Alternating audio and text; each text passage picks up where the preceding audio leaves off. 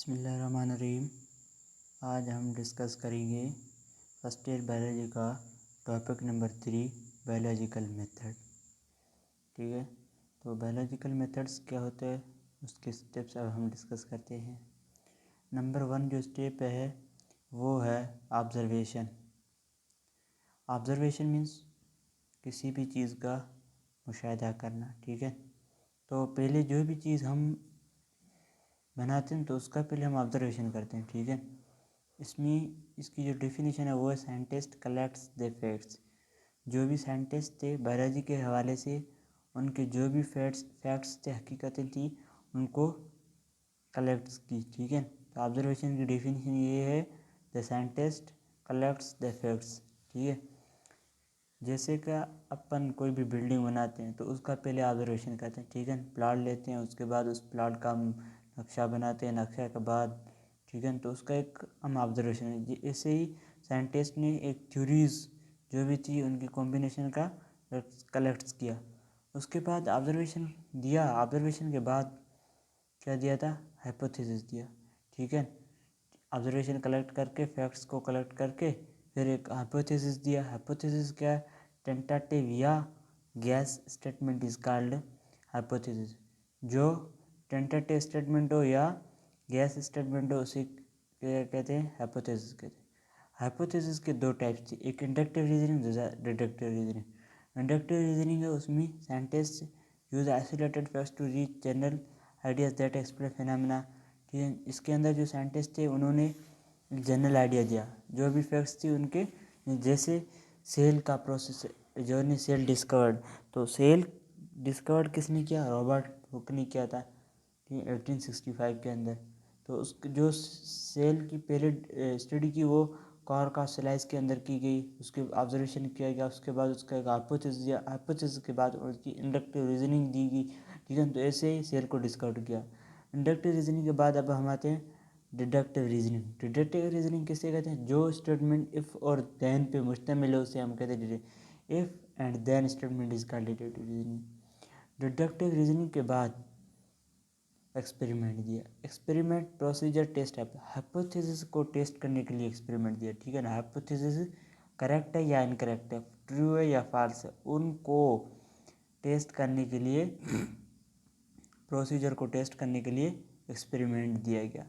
Experiment के बाद conclusion. Conclusion किसे कहते हैं? जब कि एक्सपेरिमेंट करेक्ट आए, एक्सपेरिमेंट की जो रिज़ल्ट हमें मिली वो ट्रू है, करेक्ट है, उसका ही हम कंक्लूजन निकालेंगे। ठीक है, तो एक्सपेरिमेंट किसे कहते हैं? एक्सपेरिमेंट एक procedure to test hypothesis. Hypothesis को टेस्ट करने के लिए हमने एक्सपेरिमेंट लिया, तजर्बा किया, तजर्बा के बाद उनका तजर्बे का कंक्लूजन क्या है उनको निकालेंगे। एक्यूरेट एक्सपेरिमेंट यानी ट्रू एक्सपेरिमेंट और करेक्ट एक्सपेरिमेंट का कंक्लूजन निकालेंगे। कंक्लूजन के बाद थ्योरी दी गई। ठीक है, if conclusion come true the hypothesis taken as true, hypothesis put forward as theory.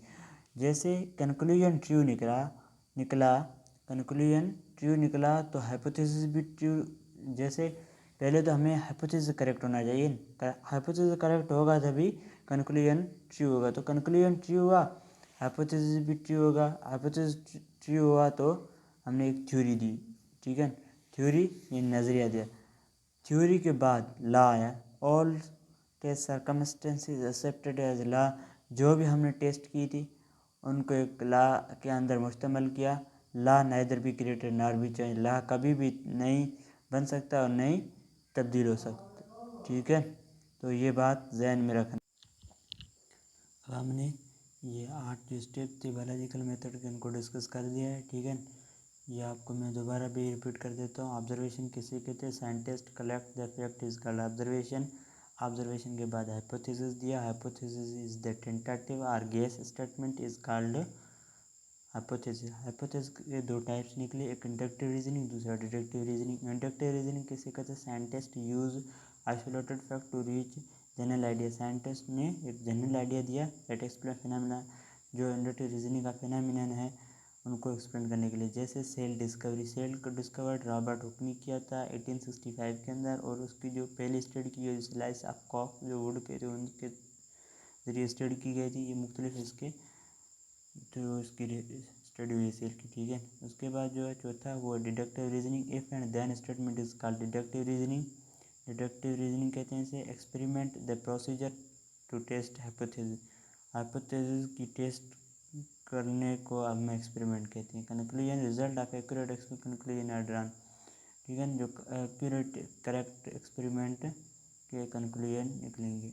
उसके बाद कंक्लूजन के बाद theory, theory conclusion come to then hypothesis put forward as theory, ठीक है। कंक्लूजन ट्रू निकला और हाइपोथेसिस ट्रू निकला तो हम थ्योरी देंगे। थ्योरी के बाद law circumstances accepted as law, law neither be created nor be change, ठीक है। ये हमारा टॉपिक ख़त्म हुआ, इनके 8 स्टेप्स थे। उसके बाद हम जो हमारा चौथा टॉपिक है, टॉपिक नंबर 4 है, वो application of biology for Mankind.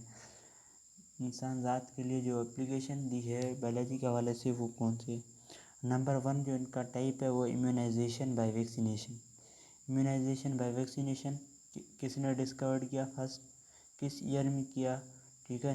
इनकी डिजीज़ कौन सी है, इनकी प्रिवेंशन क्या है, ठीक है। तो हम इसको डिस्कस करते हैं। Immunization by vaccination first introduced by Edward Jenner in 1795। पहले इनको जो द्राफत किया था वो एडवर्ड जेनर ने किया था 1795 में। Vaccine introduce in man and animals prevent from infectious disease such as polio, smallpox, hepatitis etc, ठीक है। तो एक वैक्सीन है, ये एक वैक्सीन एक किस्म की इम्यूनाइजेशन वैक्सीन है जो इंट्रोड्यूस मैन और एनिमल्स के अंदर की गई, ठीक है। फर्स्ट जो एक्सपेरिमेंट इसका किया गया वो मैन और एनिमल्स पे किया गया, जिनको प्रिवेंट किया गया यानी कि बचाया गया इन्फेक्शियस डिजीज जैसे कि polio, smallpox, hepatitis etc। इनसे बचाने के लिए इनके अंदर वैक्सीन की गई इम्यूनाइजेशन के थ्रू, ठीक है। इसके बाद हमारा दूसरा जो टॉपिक है, दूसरी पॉइंट है वो है एंटीबायोटिक्स, ठीक है। बायोलॉजिकल जो एप्लीकेशन के अंदर दूसरी पॉइंट हमारे आती है वो है एंटीबायोटिक्स। एंटीबायोटिक कैसे कहते हैं, antibiotics are substance which in low concentration inhibit the growth of micro. Antibiotics concentration के अंदर कम होते हैं, जो कि इनहिबिट किसे कहते हैं, स्मॉल ऑर्गेनिजम्स को। स्मॉल यानी कि बैक्टीरिया, वायरस, फंजा, उनको इनहिबिट करने के लिए, उनको कम करने के लिए हम एंटीबायोटिक्स इस्तेमाल आर सब्सटेंस वो इन लोकल एंटीबायोटिक सब्सटेंस जो होते हैं कंसंट्रेशन के अंदर मकदार के अंदर कम होते हैं, जो कि वो ग्रोथ इनहिबिट करते हैं माइक्रो ऑर्गेनिज्म की ग्रोथ को। फर्स्ट जो डिस्कवर्ड किया था एंटीबायोटिक डिस्कवर्ड हुआ था वो पेंसिलिन था, derived from fungus penicillium notatum, discovered by Fleming Florey, both receive Nobel prize in 1945। First जो एंटीबायोटिक डिस्कवर्ड हुआ था उनका नाम है पेंसिलिन, जिसे हम अभी भी इस्तेमाल करते हैं पेंसिलिन। एनिमल्स के अंदर भी पेंसिलिन इस्तेमाल करते हैं, ह्यूमन बींग्स यानी ह्यूमन्स के अंदर भी इस्तेमाल करते हैं। पेंसिलिन को जो ड्राइव किया गया है वो फंगस से किया गया है, फंगस पेंसिलियम नोटेटम से ड्राइव किया गया है। पेंसिलिन को जो ड्राइव किया गया है वो फंगस पेंसिलियम नोटेटम से। डिस्कवर्ड फ्लेमिंग एंड फ्लोरे ने किया है इनको।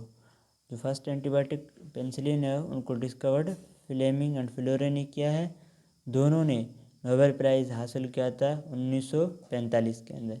एंटीबायोटिक डिजीज़ और पेस्ट लाइक, जो एंटीबायोटिक की डिजीज़ हैं वो पेस्ट लाइक है, TB, tuberculosis, leprosy, anthrax control by successfully, ठीक है।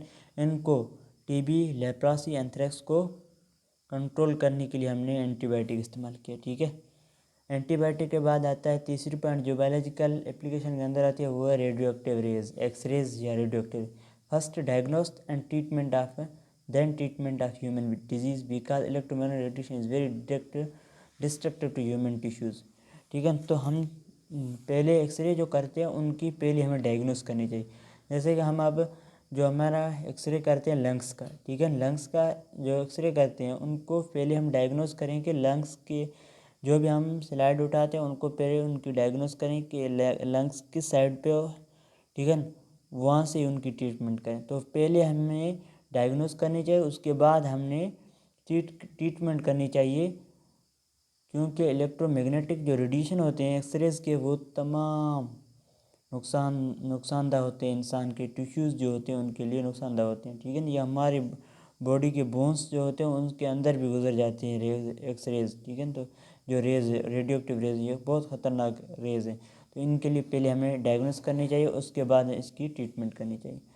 जो हमारी चौथी पॉइंट है वो है radiotherapy, recent medical technology of treatment cancer and tumours radiotherapy, ठीक है।